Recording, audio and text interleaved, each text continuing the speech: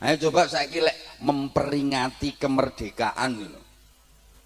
Masyarakat sekitar kita coba umumnya lek memperingati kemerdekaan iku digawe acara agama ta acara hura-hura? Kurang banter, agama ta hura-hura? Peringatan kemerdekaan, perayaan kemerdekaan iku lho nduk ndi-ndi sing akeh diisi acara taat ta maksiat? Sing banter masyarakat luwih seneng merayakan kemerdekaan iku ngaji ta campursari? Pengajian ta dangdutan? Khataman Quran ta gendaan?